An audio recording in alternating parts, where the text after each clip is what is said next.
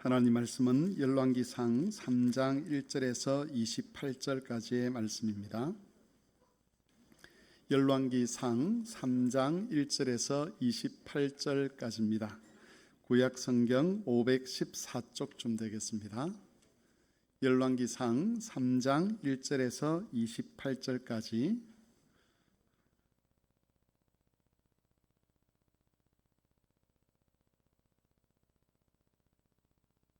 한 절씩 교독을 하도록 하겠습니다.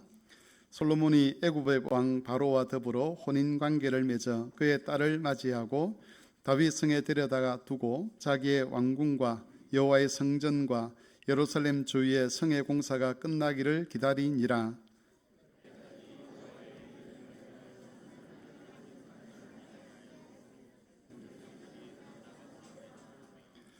솔로몬이 여호와를 사랑하고 그의 아버지 다윗의 법도를 행하였으나 산당에서 제사하며 분향하였더라.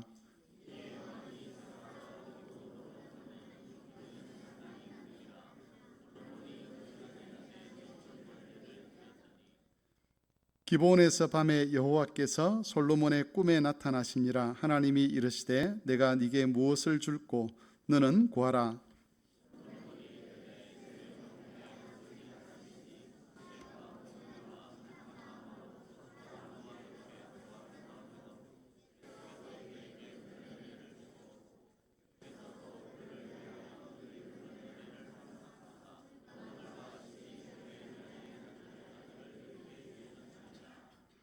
나의 하나님 여호와여, 주께서 종으로 종의 아버지 다윗을 대신하여 왕이 되게 하셨사오나 종은 작은 아이라 출입할 줄을 알지 못하고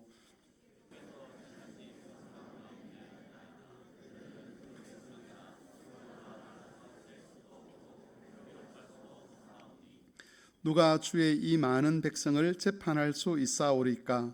듣는 마음을 종에게 주사 주의 백성을 재판하여 선악을 분별하게 하옵소서.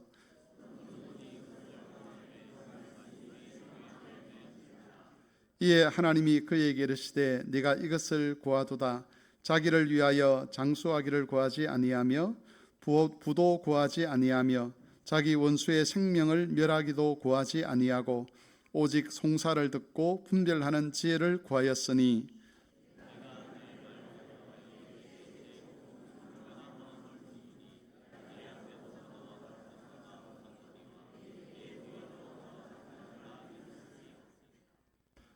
내가 또 네가 구하지 아니한 부귀와 영광도 내게 주노니 내 평생의 왕들 중에 너와 같은 자가 없을 것이라.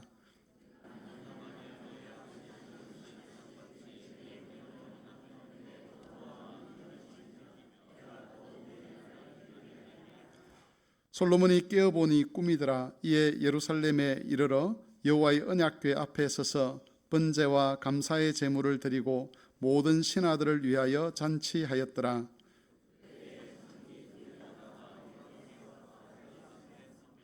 한 여자는 말하되 내 주여, 나와 이 여자가 한 집에 사는데 내가 그와 함께 집에 있으며 해산하였더니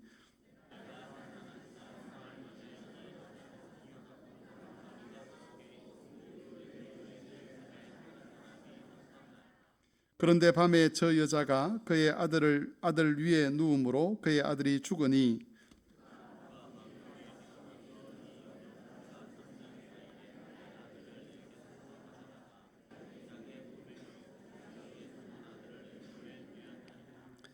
아침에 내가 내 아들을 젖먹이려고 일어나 본즉 죽었기로 내가 아침에 자세히 보니 내가 낳은 아들이 아니더이다 하매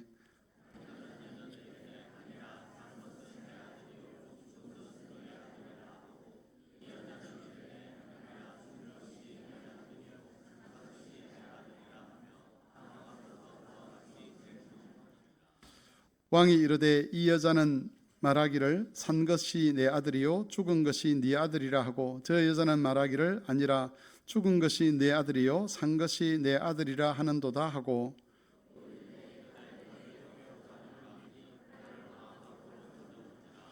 왕이 이르되 산 아이를 둘로 나누어 반은 이 여자에게 주고 반은 저 여자에게 주라.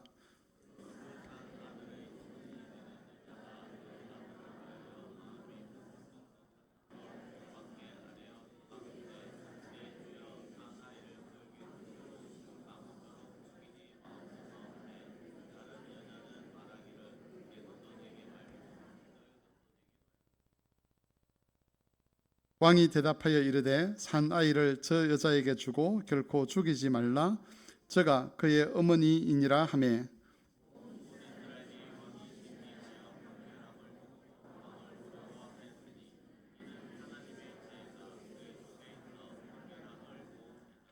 아멘.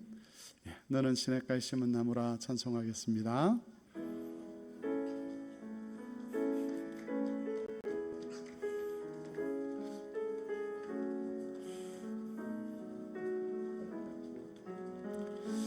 너는 시냇가에 심은 나무라. 하나님의 사랑 안에 믿음 뿌리 내리고 주의 뜻대로 항상 살리라. 아멘. 오늘은 하나님께서 솔로몬과 다윗과 언약을 맺으신 이후에 그 다윗 언약이 어떻게 구체화되는가 하는 것을 살펴보고자 합니다. 여호와께서 다윗과 언약을 맺으실 때 크게 세 가지 약속을 해주셨습니다. 첫 번째는 너의 씨가 왕이 될 것이다. 그래서 그 왕위가 견고하게 될 것이다 하는 것 하나, 그리고 또 하나는 그의 나라가 영원할 것이라는 약속, 그리고 마지막으로 그 아들이 성전을 건축해서 여호와의 영광이 이 땅에 임하도록 하겠다는 그런 약속이었습니다. 여호와의 약속에 등장하는 이 다윗의 씨는 궁극적으로는 예수 그리스도를 가리킵니다. 예수 그리스도는 다윗의 씨로 이 땅에 오셨습니다. 그래서 지난주에 살펴보았던 대로 신약 성경에 보면 예수님을 가리켜 다윗의 자손이여 라고 부르는 그런 구절들이 많이 나옵니다. 예수님께서 다윗의 자손으로 이 땅에 오셔서 하나님 나라를 세우셨습니다. 그리고 그 나라를 견고하게 하고 영원하게 하십니다. 또한 주님의 몸된 교회를 성전으로 삼으시고 그 성전에 하나님의 영광이 임하도록 그렇게 하신다는 것이죠. 이렇게 예수님께서 궁극적으로 다윗 언약에 나타난 그 다윗의 씨인 것은 맞지만, 그러나 예수 그리스도께서 오시기 전까지는 그 약속이 어떤 식으로 이루어질지 구체화되지는 않았었습니다. 다윗의 언약의 성실을 성도들로 하여금 기대하도록, 구약 성도들도 하여금 하나님께서 보내실 그 다윗의 자손으로 말미암는 그 나라, 그것을 소망으로 삼도록 하기 위해서 하나님은 좀 더 구체적인 모습을 이스라엘 백성들에게 보여주고자 하셨습니다.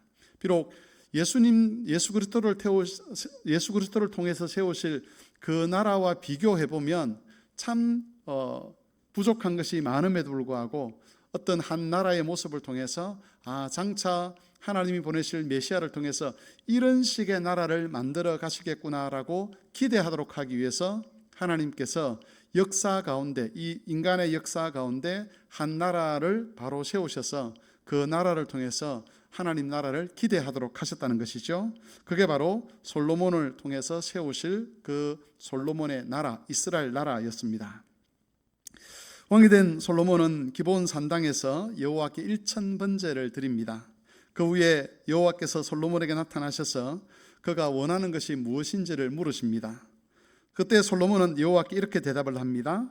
듣는 마음을 주사 주의 백성을 재판하여 선악을 분별하게 하옵소서. 이 요청은 솔로몬 개인을 위한 그런 요청이 아니었습니다.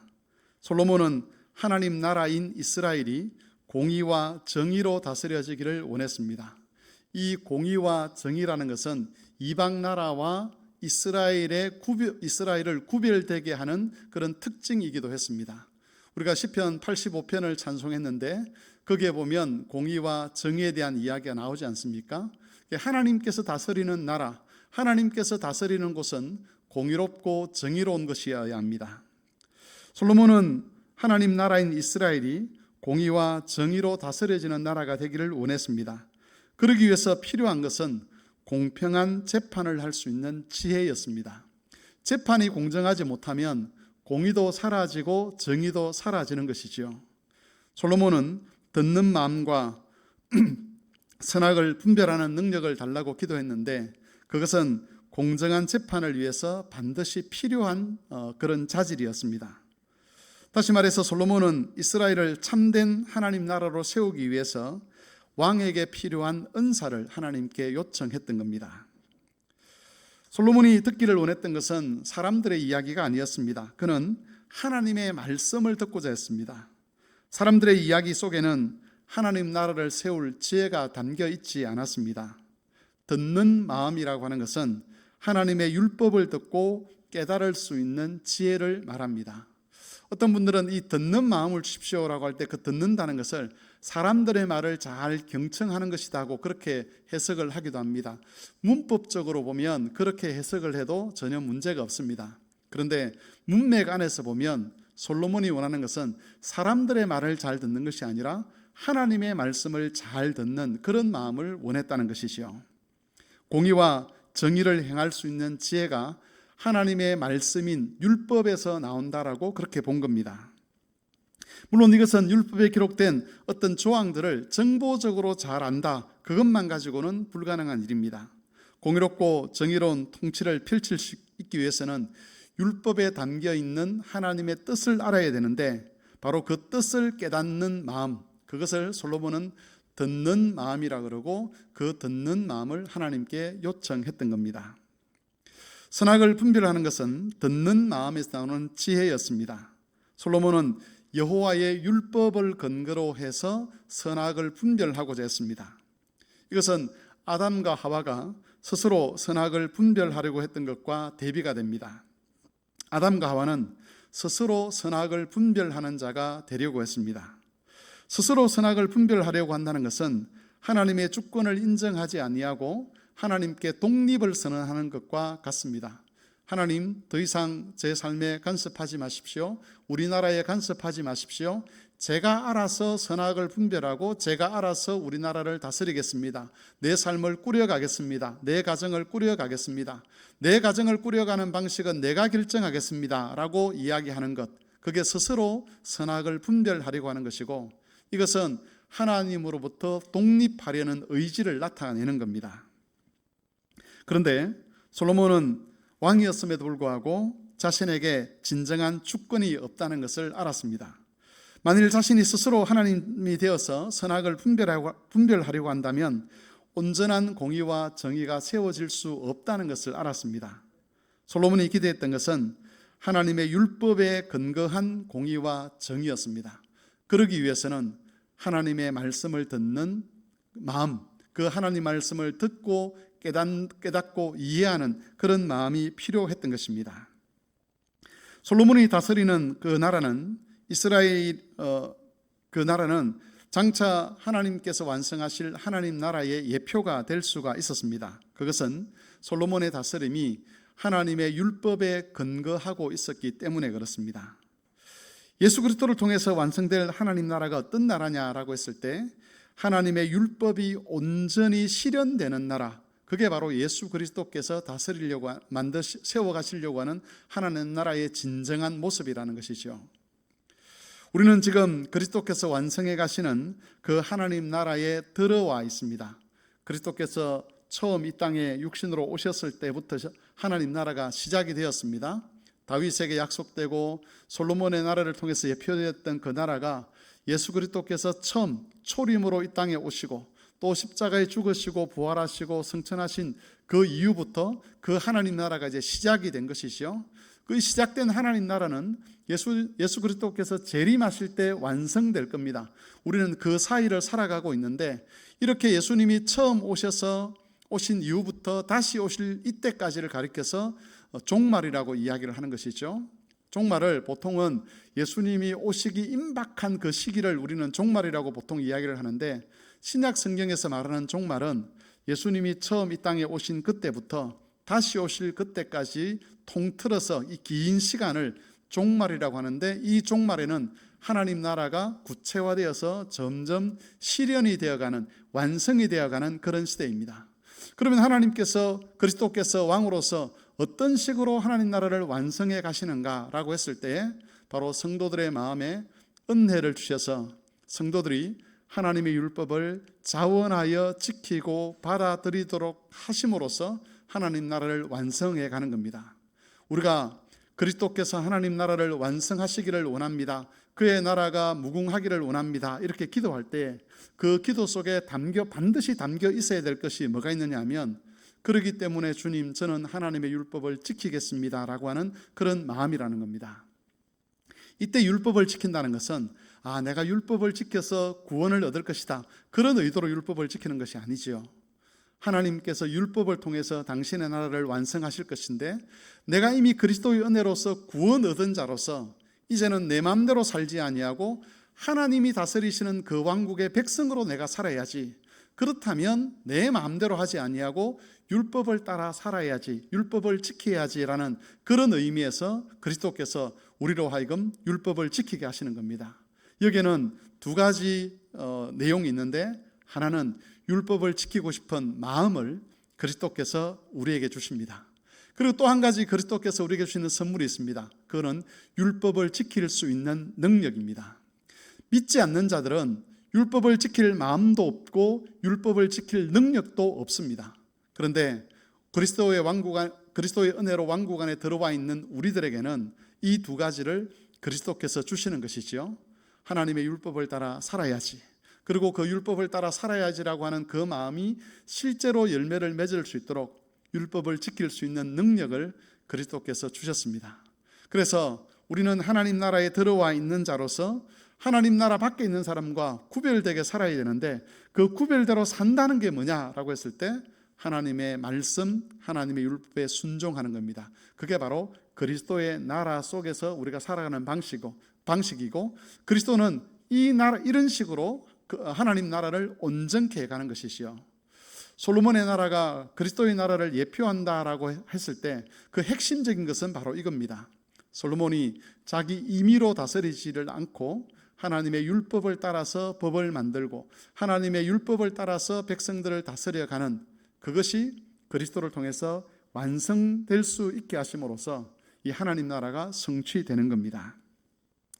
두 번째로 살펴볼 것은, 이렇게 솔로몬이 하나님께 기도했을 때 하나님께서 그 기도에 응답하셨다는 내용입니다. 여호와께서는 듣는 마음을 통해서 선악을 분별하려고 하는 솔로몬의 간구를 들으시고 공의롭게 재판을 할 수 있는 지혜를 그에게 주셨습니다. 이것은 개인의 삶의 지혜와는 구별이 되는 것이죠. 하나님이 주신 지혜로 인해서 솔로몬은 그 큰 이스라엘이라고 하는 나라를 공의롭게 다스릴 수 있었습니다. 솔로몬의 지혜가 어떤 지혜인가를 알게 하는 가장 대표적인 사건이 우리가 읽었던 두 창기의 소송 사건입니다.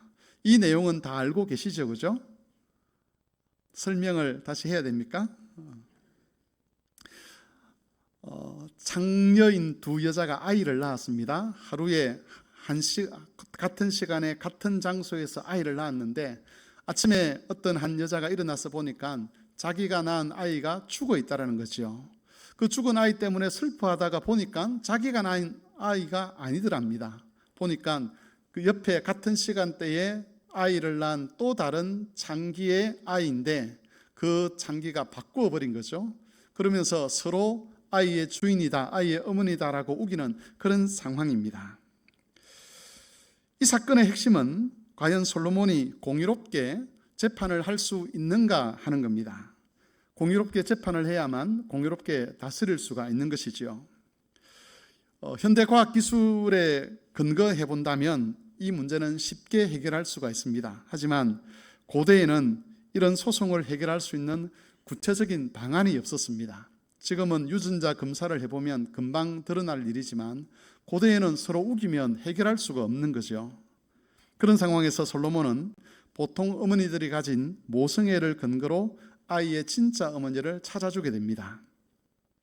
그런데 현대의 관점에서 본다면 이런 재판은 진실을 밝히는데 매우 부적절해 보일 수가 있습니다. 만일 거짓말을 하는 여인이 솔로몬의 의도를 알아차리고 진짜 어머니와 똑같은 반응을 보인다면, 아이를 반으로 잘라서 반은 이 여자에게 주고 반은 저 여자에게 주라라고 할 때 어머니는 그렇게 못하지요. 자기 아이를 반으로 가르는데 내 아이라고 주장하면서 아이가 반으로 갈리는 걸 두고 볼 수 없습니다. 그게 어머니의 마음인데, 이 거짓말하는 여인이 우리 왕은 이렇게 할 거야라는 걸 알고 눈치를 채고 그렇게 해서 안 됩니다라고 그렇게 주장을 했더라면 공평한 재판을 할 수가 없다는 겁니다. 만일 현대의 재판정에서 이런 일이 일어난다면 많은 사람들은 그 재판을 비판을 하게 될 겁니다. 그런 식으로 재판에서는 공의롭게 재판을 할 수가 없습니다라고 그렇게 이야기를 한다는 거지요. 그런데 여러분, 이 재판을 비판하는 사람들이 일반적으로 놓치고 있는 것이 하나 있습니다. 그게 뭐냐면 하나님께서 솔로몬의 재판을 도우신다는 겁니다. 솔로몬이 재판을 주재하고 있을 때 하나님이 멀리 서서 팔짱을 낀 채로 구경만 하고 있을 것이라고 사람들은 착각을 합니다. 하나님이 솔로몬에게 지혜를 주셨으니까 이제 솔로몬이 그 지혜를 따라 재판을 하고 하나님 멀리서 그것을 지켜만 보신다라고 생각을 하는데 그게 아니라는 것이죠. 하나님께서 적극적으로 개입을 하시는 겁니다. 솔로몬에게 주신 그 지혜가 공의로운 열매로 나타날 수 있도록 하나님께서 상황도 인간의 마음도 주관하셔서 이 솔로몬의 재판이 하나님 나라의 공의와 정의를 세울 수 있는 그 결과에 이르도록 하나님께서 도우신다는 것을 우리가 기억을 해야 합니다. 그래서 하나님은 배제한 채 이런 식의 재판은 공의롭지 못합니다라고 이야기한다는 것은 맞는 이야기가 아니라는 것이죠. 여기서 우리는 하나님의 섭리에 관한 또 하나님의 다스림에 관한 아주 중요한 한 가지 원리를 깨닫게 됩니다. 그것은 교회 안에서 이루어지는 정당한 회의나 치리회에는 하나님의 간섭이 항상 있다는 겁니다. 하나님께서 솔로몬에게 왕이라는 직분을 주시고 그 왕의 직분을 행할 수 있는 지혜를 주시듯이 오늘날 주의 몸된 교회에도 하나님께서 직분자를 세우시죠. 목사도 세우시고 장로도 세우시고 집사와 권사도 세우십니다. 그리고 그 직분을 수행할 수 있는 능력과 은사도 하나님이 함께 부여를 하십니다.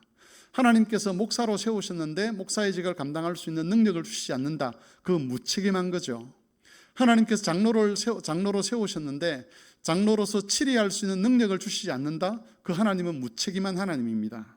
그런데 그런 은사만 주시는 것이 아니라 그 은사가 정당한 질서와 치리를 통해서 교회에 펼쳐질 때에 하나님께서 은사가 열매를 맺을 수 있도록 은사가 하나님의 뜻을 이루는 데 사용될 수 있도록 직접 개입하신다는 겁니다. 내가 은사를 줬으니까 목사 네가 알아서 다 해봐. 내가 은사를 줬으니까 장로들이 그걸 따라서 직접 모든 것을 다 해봐. 책임은 네가 지는 거야. 그렇게 말씀하지 않는다는 겁니다. 집사님과 군사님들에게 내가 너희를 직분자로 세우고 섬길 수 있는 은사를 주었으니 너희들이 다 한번 해봐. 그렇게 하고 팔짱을 낀 채로 방관하지 않는다는 겁니다. 직분자들이 하나님께로부터 받은 그 직분에 대해서 믿음을 가지고 정당한 회의와 치리 안에서 그것을 행사하려고 할 때에 하나님은 그 직분자들이 받은 은사가 하나님의 뜻을, 하늘에 있는 하나님의 뜻을 땅 위에 이루어지도록 하는 중요한 도구가 되도록 하나님이 사용을 하시는 겁니다. 그래서 여러분, 정당한 회의와 정당한 치리에서 우리는 하나님의 뜻이 이루어진다는 것을 믿어야 합니다. 저도 당회에서 회의를 합니다. 우리 장로님들께 어떤 안건을 가지고 가기도 하고 또 우리 장로님들도 당회에 어떤 안건을 가지고 오기도 합니다. 그런데 모두가 다 같은 생각을 가진 것은 아니지 않습니까? 그러다 보면 가끔씩은 제가 말씀드리는 것이 장로님들에 의해서 목사님 그거는 조금 무리일 수가 있을 것 같습니다 라고 해서 그렇게 제가 말씀드린 것이 이렇게 통과되지 않을 때도 있습니다. 그때 보통 사람들은 어떤 생각을 하죠? 내가 안을 냈는데 왜 내 말을 안 들어줘? 이렇게 이야기를 하지 않습니까? 근데 그 회의가 정당한 회의고 당회라는 정당한 회의라면 하나님께서 거기에 있는 우리 모든 당회원들을 통해서 서로 지혜를 모으도록 하실 때 거기서 내리는 결론이 하나님의 뜻을 이루는 방편이 되도록 그렇게 역사하신다는 거죠.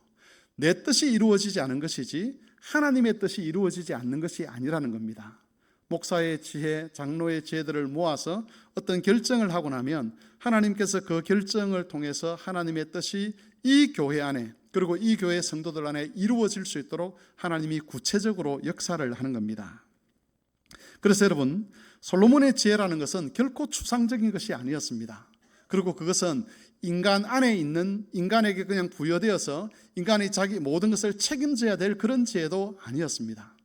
솔로몬이 하나님이 주신 지혜를 따라서 그 공정한 재판을 믿음 안에서 이루어 가려고 할 때 그 솔로몬의 의도가, 그 솔로몬의 지혜가 반드시 선한 열매를 맺을 수 있도록 하나님이 역사하시고 도우신다는 것을 오늘 본문은 우리에게 알려주고 있습니다. 그리고 그것은 우리에게 교회에서 이루어지고 있는 회의나 질서를 우리가 얼마나 존중해야 될 것인지, 그리고 거기에 대해서 우리가 얼마나 믿음으로 참여해야 될 것인지를 알려주는 그런 교훈이 되는 것이지요. 말씀을 정리하겠습니다. 오늘은 솔로몬의 나라를 통해서 예수 그리스도가 이루어 가실 하나님 나라가 어떤 모습인지를 우리가 살펴보았습니다. 이 말씀에서 우리가 얻어야 될 교훈은 두 가지였습니다. 하나는 하나님의 다스림은 율법을 통해서 이루어진다는 것이고, 우리가 율법에 순종하는 것이 곧 하나님의 뜻에 순종하는 일이 된다는 겁니다. 그리스도께서 우리에게 하시는 일이 우리로 하여금 율법에 순종하도록 할 마음을 갖도록 하는 것, 그리고 또 율법을 지킬 수 있는 능력을 가지도록 하는 것, 이 두 가지였다는 것도 우리가 기억해야 될 것입니다. 우리가 율법을 순종하는 것을 통해서 하나님의 다스림에 복종하게 되면 거기에 솔로몬 때에 이스라엘 전체가 누렸던 그 안식과 평화가 교회에, 그리고 각 가정과 개인의 삶에 임하게 되는 겁니다. 두 번째로, 하나님의 섭리는 지혜 그 자체뿐만 아니라 그 지혜를 따라 이루어지는 하나님의 통치에, 하나님의 그 섭리 안에 함께 그것이 나타난다는 겁니다. 하나님은 지혜를 주신 이후에 팔짱을 끼고 계신 하나님이 아닙니다. 직접 그 지혜가 의의 열매를 맺도록 역사하시는 거죠. 각 직분자들에게 주신 은사가 은사로만 그치는 것이 아니라 반드시 선한 열매를 맺고 반드시 하늘의 뜻이 땅에 이루어지도록 열매를 맺도록 하나님께서 간섭하시는 그런 은혜를 우리에게 베풀어 주십니다. 그러므로 교회의 회의나 직분을 쉽게 생각하지 마시고 하나님께서 그것을 통해서 하나님의 뜻을 이루어 가도록 함께 기도하고 협력하는 그런 성도들이 되실 수 있기를 바랍니다. 찬송가 73장